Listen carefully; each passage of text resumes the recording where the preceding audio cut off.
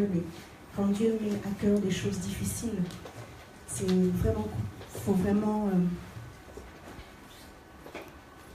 être renforcé dans notre être intérieur pour pouvoir les dire. Parfois, c'est pas facile. Mais Dieu nous aime et il veut que nous puissions réaliser ces choses. Et dans la même pensée que son serviteur nous a amené ce matin, il faut réaliser que ce qui a besoin d'être changé, c'est nos cœurs. Nous allons prendre 2 textes. Le premier qui se trouve dans Jean 15 et le deuxième dans Romains 11.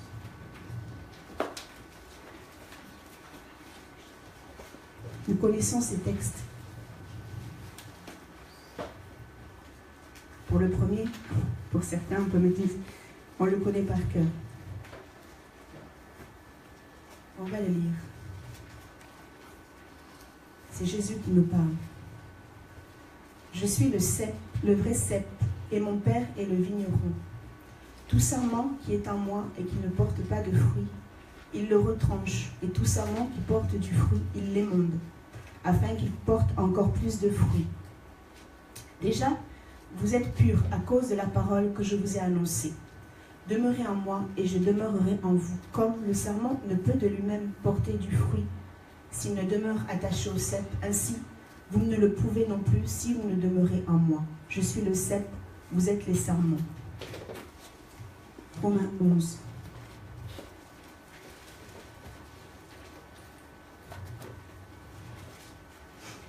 C'est plus sur ce texte qu'on va s'appuyer, mais il est important de lire le premier. Verset 16. En effet, si les prémices du pain offert à Dieu sont consacrées, toute la pâte l'est aussi. Si la racine est consacrée, les branches le sont aussi. Ainsi en est-il d'Israël. Quelques branches ont été coupées. Écoutons, parce que c'est à chacun de nous que Dieu s'adresse là. Et toi, qui, par ton origine païenne, étais comme un rameau d'olivier sauvage, tu as été greffé parmi les branches restantes. Et voici que tu as part avec elle à la sève qui monte de la racine de l'olivier cultivé. Ne te mets pas pour autant à te vanter aux dépens des branches coupées. Et si tu as été tenté avec un tel orgueil, souviens-toi que ce n'est pas toi qui portes la racine, c'est elle qui te porte. Peut-être vas-tu dire, si les branches ont été coupées, c'est pour que je puisse être greffé. Bien. Mais elles ont été coupées à cause de leur incrédulité. Et toi, c'est à cause de ta foi que tu tiens. Ne sois pas donc orgueilleux. Sois plutôt sur tes gardes. Car si Dieu n'a pas épargné les branches naturelles, il ne t'épargnera pas non plus. Considère donc à la fois la bonté et la sévérité de Dieu.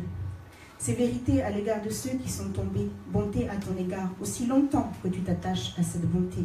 Sinon, toi aussi tu seras retranché. En ce qui concerne Israël, s'ils ne demeurent pas dans leur incrédulité, ils seront regreffés. Car Dieu a le pouvoir de les greffer de nouveau. En effet, toi qui as été coupé de l'olivier sauvage, auquel tu appartiens par ta nature, pour être greffé, contrairement à ta nature, sur l'olivier cultivé, à combien plus forte raison, les branches qui proviennent de cet olivier seront-elles greffées sur lui. Amen. Amen. Là, je crois que vous avez compris que Dieu veut nous parler d'une chose que très souvent nous voyons chez les autres, mais que nous ne voyons pas du tout chez nous, qui est l'orgueil. Et justement, c'est de nos cœurs que se font monter toutes ces choses, cette mauvaise pensée. Et lorsque je préparais ce texte, déjà depuis, le Seigneur a travaillé mon cœur déjà toute la semaine et bien avant. Parce que lui savait, il connaît l'état de nos cœurs, il sait ce que nous sommes véritablement. Et c'était lourd pour moi parce que, bien sûr, cette adresse est d'abord à moi, en premier, mais c'est surtout comment transmettre cette pensée. Mais Dieu, dans sa grâce, remplit nos cœurs, remplit nos bouches. Nous avons qu'à ouvrir la bouche et laisser sa parole se faire. Pourquoi ? Parce qu'il nous aime et qu'il ne veut pas que nous demeurions dans cet état dans lequel nous pensons être bien. En vérité, nous ne sommes pas bien. Et même s'il continue à nous révéler certaines choses, ces choses sont là, latentes dans nos cœurs. Elles n'attendent plus qu'une occasion afin de pouvoir s'élever et faire beaucoup de dégâts. Dans le premier des passages, Jésus précise « Je suis le vrai cep et mon Père est le vigneron ». Il commence ce chapitre comme cela pour préciser les choses. Vous savez, Jésus parlait souvent et parle souvent à nos cœurs au travers de ses paraboles, mais ce n'est pas anodin. Pourquoi?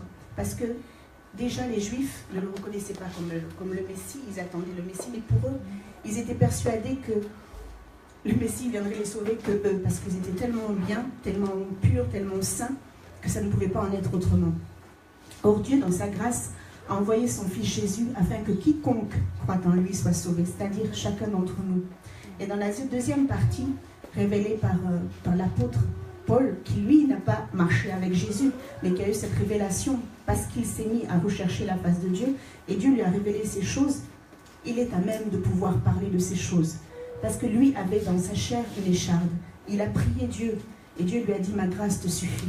Il est à même de parler de ces choses et d'exhorter, de nous exhorter à rester vigilants, à ne pas être tentés par ce qui est l'orgueil. Souvent, nous regardons les autres avec hauteur, parce que Dieu nous a fait grâce. Et nous pensons que Dieu nous aime plus que les autres. Dieu nous aime plus, Dieu m'aime plus que mon frère un tel, Dieu m'aime plus que ma sœur un tel. Pourquoi? Parce que l'on s'arrête à ce que l'on reçoit de Dieu, comme la personne qui a dirigé la louange tout à l'heure, notre frère David l'a dit, on s'arrête à ce qui est matériel, on s'arrête à ce qui est terrestre. On ne va pas au-delà, on ne regarde pas aux choses d'en haut. On n'est pas investi, pleinement rempli de ce que Dieu nous donne chaque jour dans sa grâce, son Esprit Saint, afin que nous puissions comprendre toutes ces choses au travers de son Esprit. Et nous nous mettons à nous jauger, je ne dirais pas juger, mais jauger, à nous mesurer les uns les autres. Et dans sa grâce, au travers de sa parole, Dieu remet les choses en ordre et nous dit qu'il est le vrai cep, le Père est le vigneron, et celui qui nous porte, c'est la racine. Si nous existons, c'est parce que c'est la racine, ce qui est enfoui, ce qu'on ne voit pas, ce que l'on oublie, parce que Dieu, on ne le voit pas. On ne le voit pas, mais il est là, il est bien présent. C'est ça qui me porte, c'est ça qui te porte. Et nous avons été des oliviers sauvages pour chacun d'entre nous, des branches rajoutées. Le salut n'était pas pour nous, pour le départ. Et Dieu, dans sa grâce, nous fait part à ce salut. Et combien nous pouvons nous sentir imbus de notre personne par rapport à cela, meilleur que, mieux que. Non, nous ne sommes pas mieux que. Nous ne sommes pas mieux que. Dieu, dans sa grâce, nous a appelés. Dieu, dans sa grâce, nous amène à ce que nous soyons parfaits. Parce que nous ne le sommes pas. Et nous ne le serons pas tant que nous sommes encore sur cette terre. Mais il nous appelle à devenir et à être changés, à être transformés, à devenir comme lui. Et dans le milieu de la semaine, jeudi précisément, il y a eu une tempête terrible dans l'après-midi. Et j'étais dehors et je ne comprenais pas pourquoi le Seigneur m'a fait descendre. Et je regardais par la fenêtre, il y avait un arbre. Et en ce moment, vous pouvez voir que les arbres n'ont pas de feuilles, ils n'ont rien. Mais ils ont quand même des branches. Et au bout de l'arbre, il y a plusieurs branches. Et il y a eu cette tempête, le vent s'est levé. Et je voyais l'arbre qui bougeait d'un côté, qui bougeait d'un autre, qui bougeait d'un côté, qui bougeait de l'autre. Et une fois que la pluie s'est arrêtée, l'arbre est revenu à sa position initiale. Je regardais, le Seigneur m'a poussé, le Saint-Esprit me poussait à regarder par terre. Il y avait quelques petites branches qui tombaient, mais toutes les branches qui étaient là, elles sont restées. Pourtant, si vous regardez l'extrémité, elles sont très fines. Par le vent, elles peuvent se casser, elles peuvent se tomber. Mais il n'est tombé que les branches que Dieu ne voulait plus garder parce qu'elles étaient improductives. Il n'est resté que les branches que Dieu, dans sa grâce infinie, a voulu pour qu'elles portent du fruit. Et au travers de sa parole, Dieu nous dit de prendre garde. Oui, tu es une branche qui a été greffée. C'est vrai, il y a des pécheurs. Mais toi aussi, tu faisais partie de ce nombre-là. Toi aussi, tu étais là. Et si Dieu t'a choisi, s'il t'a mis dans cette racine pure, parce que, il est bien précisé, l'olivier sauvage, l'olivier cultivé, l'olivier sur lequel Dieu prend soin, il le nourrit, il envoie la pluie, il le taille. Il y a quelqu'un qui est là pour le cultiver, il y a quelqu'un qui est là. pour relever les olives au moment de la récolte. Et Dieu nous dit que celui qui fait toutes ces choses, Jésus nous dit que celui qui fait toutes ces choses, c'est Dieu. C'est lui le vigneron, c'est lui le cultivateur. Et ce matin, Dieu parle à nos cœurs dans le sens où nous avons été pris, nous avons été ramenés, nous avons été rachetés. Mais nous ne sommes pas meilleurs que les autres. Nous ne sommes pas meilleurs que les païens. Dans le sens où c'est par grâce que nous sommes là. Ce n'est pas nous qui l'avons choisi, c'est Dieu qui nous a choisis. Et nous le suivons parce que nous avons foi en lui, parce que nous croyons, parce que nous espérons. Mais que cette foi ne nous fasse pas ramener à nous élever aux yeux des autres, à nous élever aux yeux de Dieu, d'oubliant que ce n'est pas nous, mais que c'est lui qui nous porte. Et bien souvent, au travers de cette parole, c'est ce que Dieu voulait me faire comprendre et veut te faire comprendre ce matin. Tu portes du fruit en abondance parce que telle doit être notre vie. Nous devons porter du fruit. À partir du moment où nous avons été greffés à cet arbre qui est cultivé et qui, par sa racine, est nourri, nous devons avoir du fruit au moment où la saison doit se faire. Nous devons porter du fruit. Dans le premier, pour la vigne, on doit porter du raisin. Pour le deuxième, l'olivier, on doit avoir des olives. Mais toi, la branche qui a été greffée, c'est pas parce que tu auras plus d'olives que la branche qui est à côté que tu es plus que l'autre. C'est pas parce que tu portes une branche qui aura une plus grosse grappe de raisin que tu es plus que l'autre. C'est parce que Dieu l'aura voulu ainsi.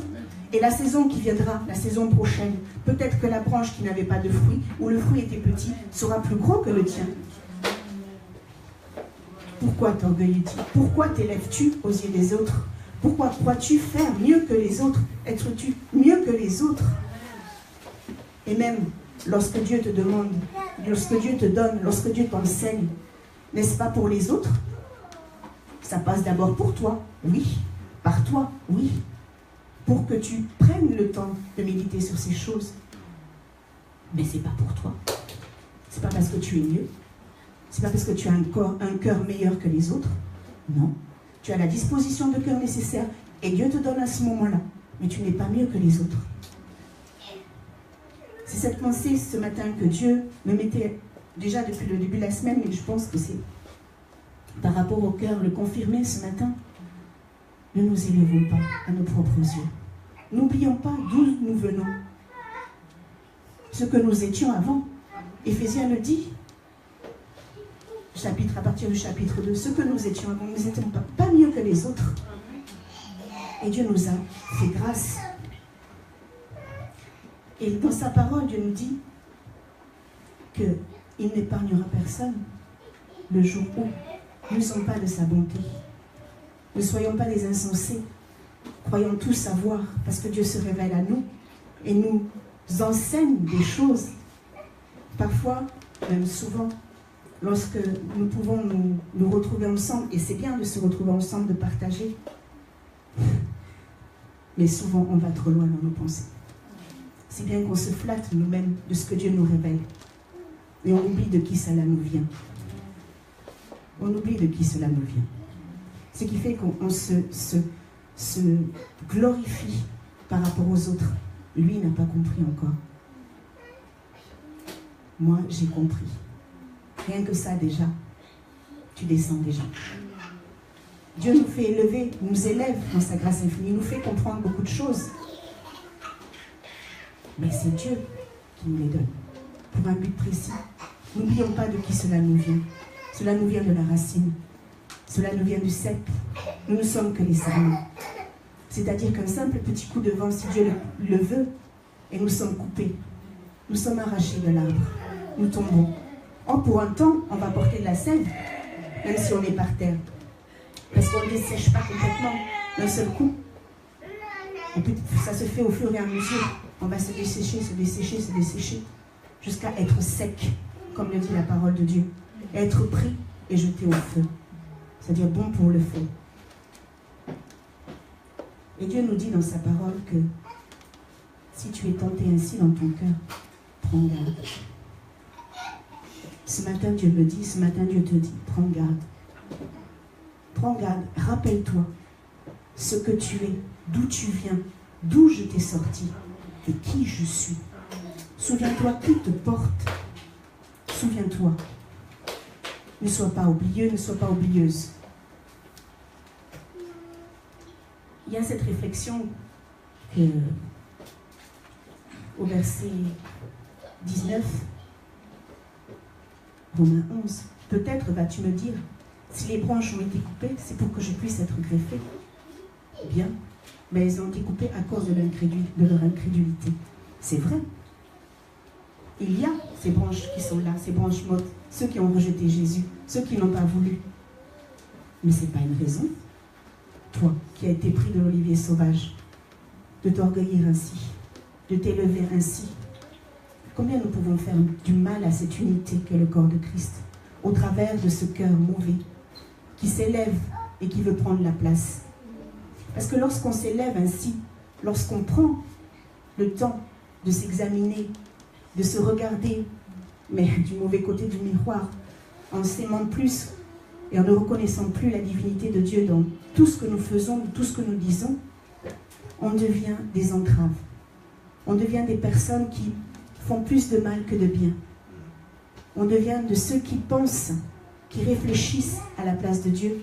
Donc forcément, les actions ne sont pas celles que Dieu voudrait.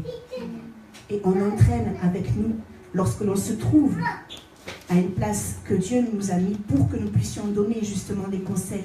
Lorsqu'on se trouve à une place où Dieu nous a, entre guillemets, élevés aux yeux des hommes, parce que ce n'est pas juste, mais il nous a mis, placés pour que nous puissions conduire le peuple, on se trouve être des véritables poisons.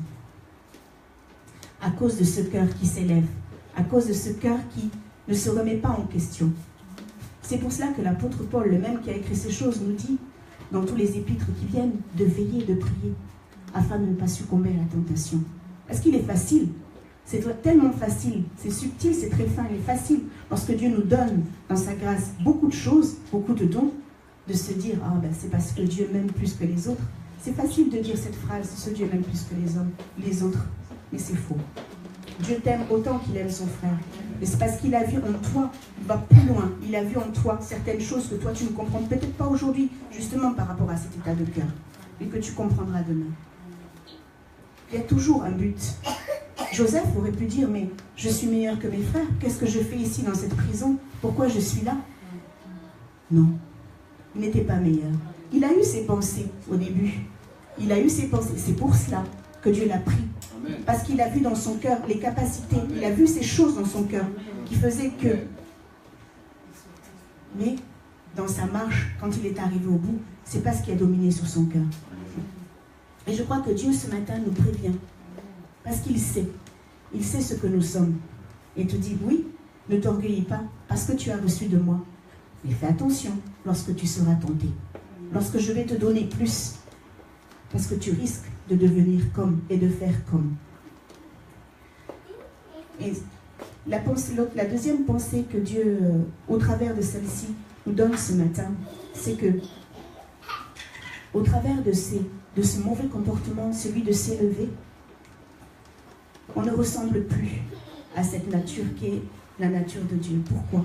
Parce que quand Dieu nous prend, surtout dans la deuxième, il est précisé, nous prend de l'olivier sauvage pour nous greffer à l'olivier cultivé, c'est la nature de l'olivier cultivé qui prend le dessus.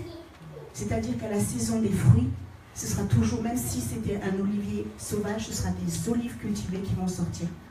Lorsque Dieu nous prend, il dit qu'il est le cep et que nous sommes les serments, à la saison où il faudra cultiver, ce sera du raisin qui aura sur le cep. Et ce ne sera pas des pommes, ce ne sera pas des poires. C'est à nos fruits, c'est à ces fruits-là que nous reconnaîtrons que nous sommes enfants de Dieu. Nous le sommes. Dieu, dans sa grâce, nous aime. Et nous pouvons le louer. Et nous avons à le louer pour cela.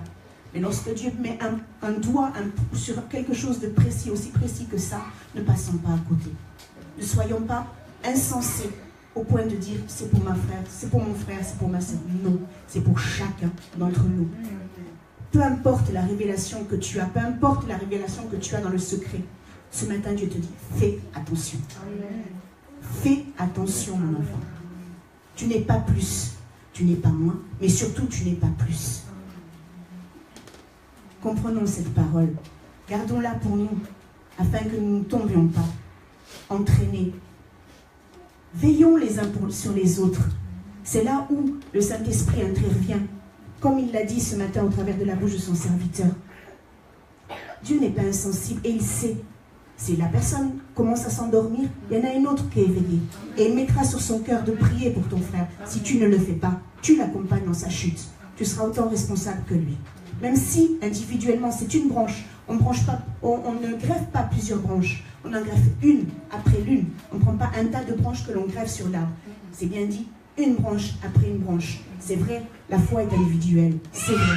Et nous avons une responsabilité les uns à l'égard des autres parce que nous sommes un corps, comme l'arbre. L'arbre est constitué des racines, du tronc et des branches. Mais il n'y a pas qu'une seule branche sur un arbre. Il y en a plusieurs. Même si elles se séparent à un moment donné, qu'une seule, il y a plusieurs branches. Et c'est toutes ces branches qui vont donner du fruit. Toutes ces branches qui vont faire que on dit, voilà, ça c'est un olivier. Voilà, ça c'est une vigne à la porte du raisin, à la porte du vin. Et surtout, lorsque nous portons du fruit, est-ce que le fruit est pour que nous puissions nous manger les uns les autres? Non. Le fruit est pris et il est donné, il est vendu, il est pour les autres. Pour les autres.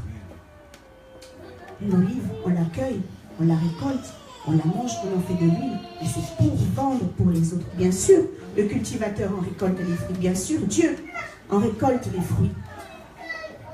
Lui devrait se dire, voilà mes enfants. Et même là, on ne peut pas parler d'orgueil, mais de fierté.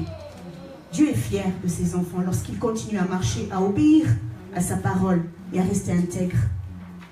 Différence, fierté et orgueil. Comme on peut être fier de nos enfants parce qu'ils ont.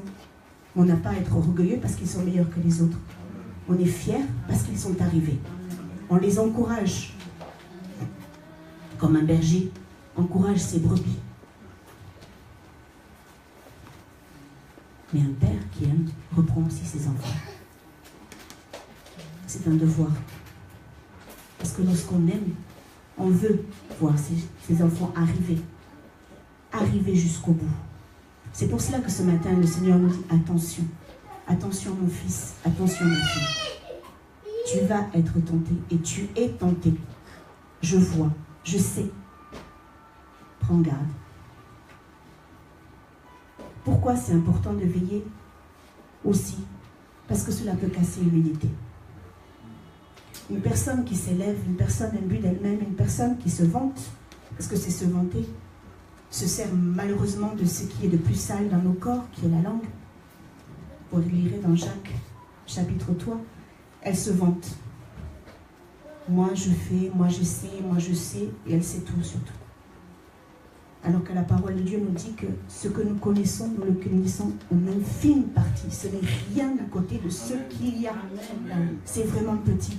Et le peu que nous savons, le peu que nous connaissons, nous nous élevons à nos propres yeux. Aux yeux des autres, nous nous trouvons grands. Non.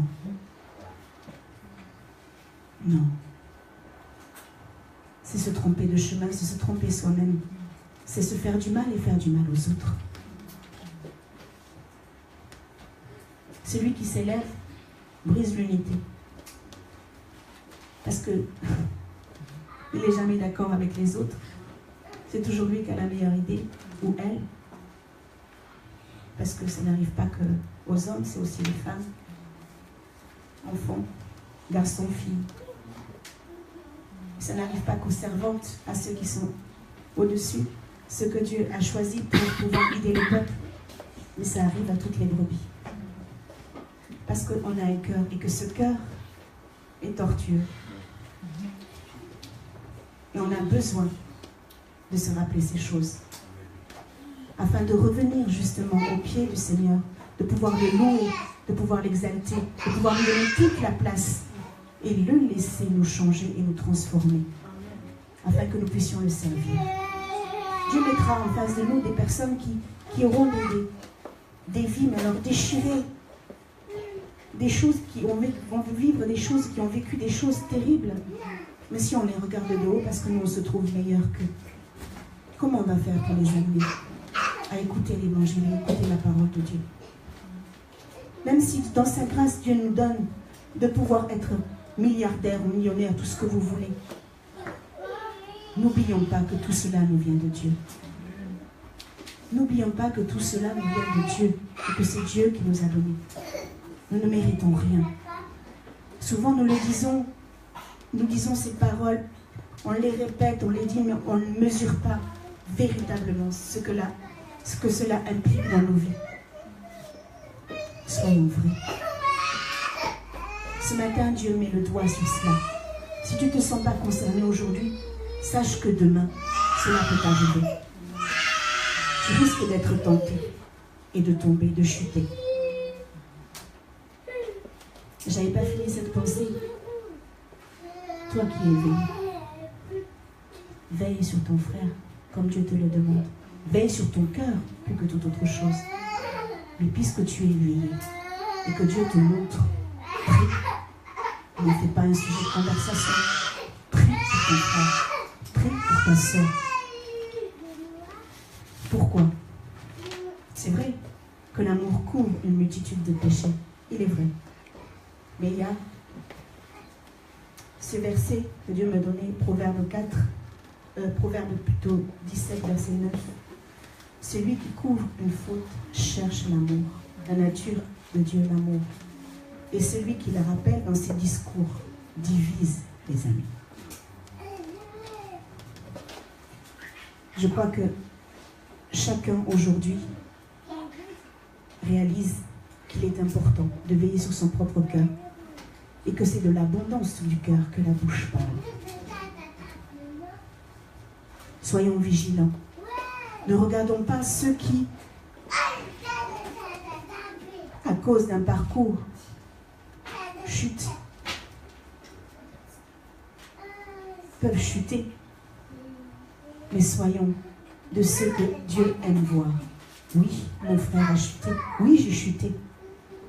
Mais j'avais à côté de moi un frère et une sœur qui est venu me voir. Il m'a montré tout son amour, l'amour de Dieu. Je me suis relevée. Je reviens parce que je ne me sens pas jugée. J'ai péché contre mon père, mais je reviens. Comme le fils prodigue est revenu à la maison. Son frère a mal réagi, certes, mais il est revenu auprès du père dans l'état dans lequel il était, en reconnaissant ce qu'il était devant le père.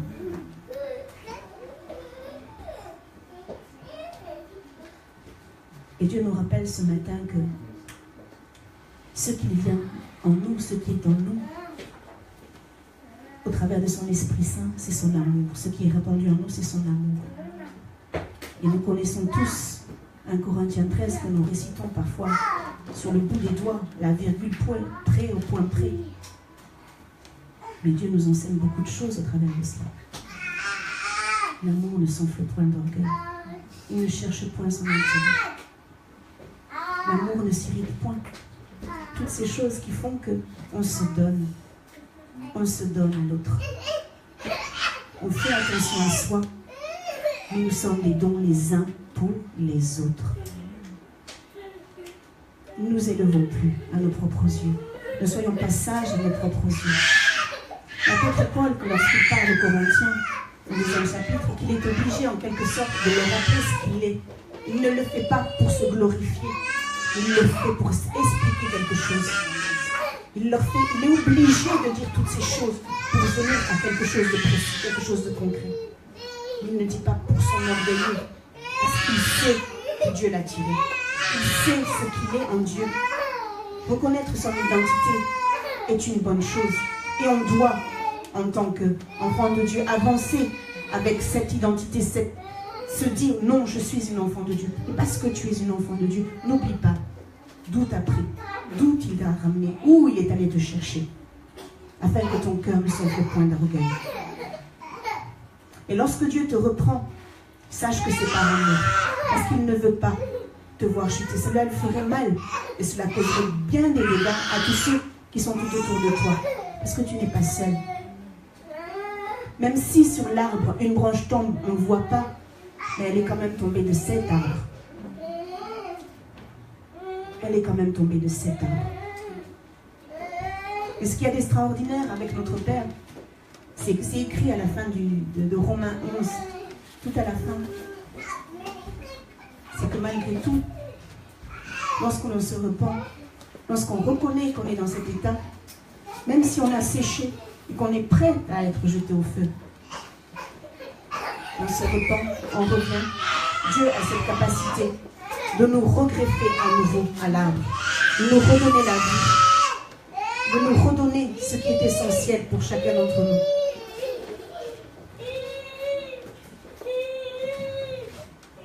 Bon, ce matin, je ne voudrais pas être longue, parce qu'après un tel message, on ne peut pas partir comme cela, rentrer chez soi comme cela. Si on est là ce matin, c'est parce qu'on avait besoin d'entendre ces choses. Alors, on va se lever.